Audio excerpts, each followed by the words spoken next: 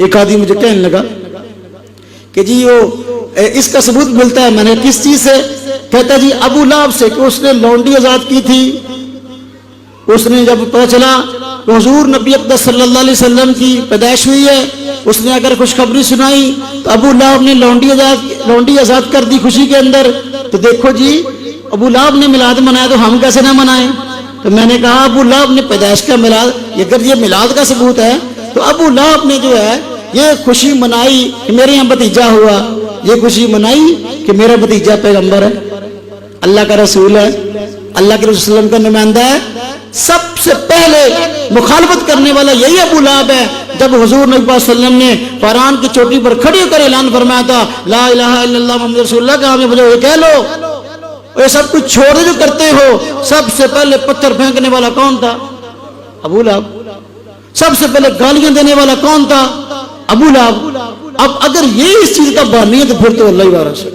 قرآن کہتا ہے، بس توجہ کرنا، قرآن کہتا ہے تبت یدا ابی لہب و تب، کیا کہتا ہے؟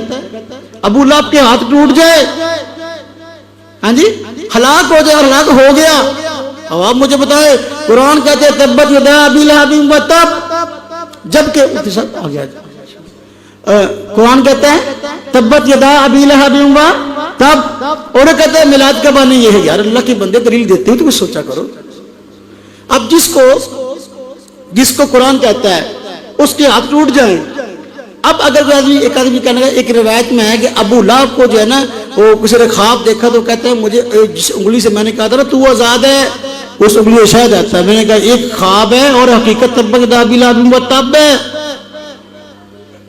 خواب کو مانو، تبت یدا ابی لہب و تب کو مانو۔ اللہ کے بندوں قرآن کی سیدھی آیت ہے۔ ایک آدمی مجھے کہنے لگا کہ جی یہ معاملہ ہے کہ حضور نبی پاک صلی اللہ علیہ وسلم روزہ رکھتے تھے۔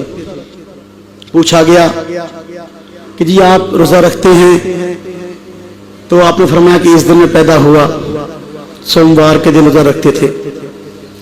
پوچھا گیا کیوں؟ آپ نے فرمایا اس دن میں پیدا ہوا۔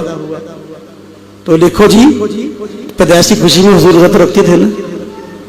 میں نے کہا 12 ربیع الاول کو رکھتے تھے، وہ سوموار کی بات آئی، وہ ہر پیر کی بات ہے۔ اللہ کے بندے بات کو سمجھ لے، کب رکھتے تھے؟ ہر پیر کو۔ مہینے میں کتنے؟ 4، کہ سال میں ایک 12 ربیع الاول کو۔ اچھا اب دیکھو مہینے میں 4، آپ ہی رکھ لو یار، آپ ہی رکھ لو۔ ایک آدمی مجھے کہنے لگے فلاں عالم نے بڑی اچھی بات کی، بڑے معتدل عالم ہیں۔ میں نے کہا کیا بات کی؟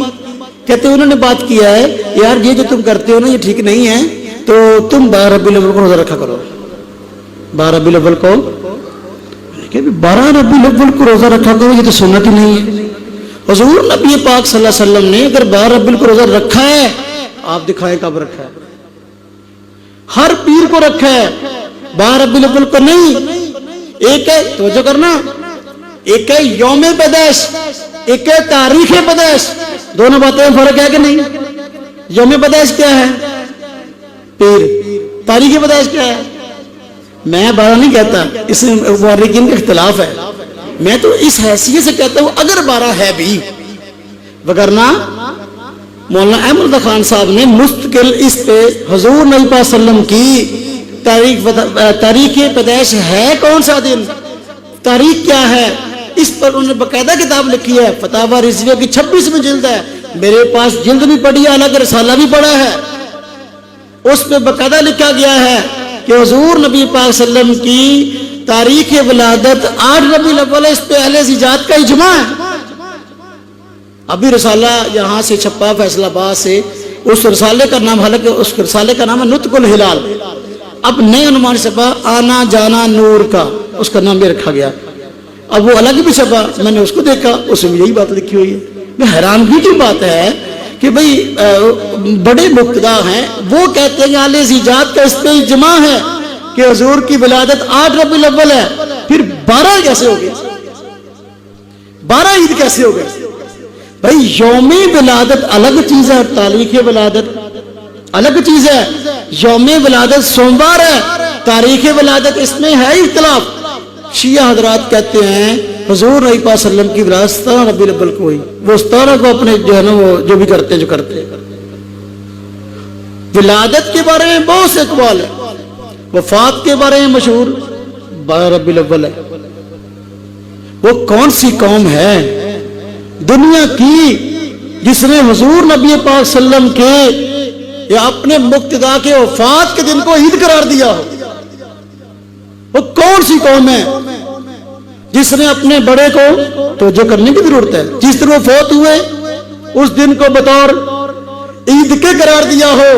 یہ معاملہ ہمارے حصے میں آیا کہ ہم محبت کی بات بھی کرتے ہیں اور جس دن آپ کی وفات ہوئی اس دن کو بطور عید بھی قرار دیتے ہیں. یہ چیزیں ہیں غور کرنے کی.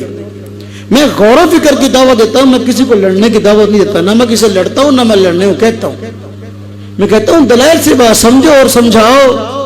فرضی اور عقلی دلیلیں جاننے سے کبھی مسئلہ ثابت نہیں ہوتا.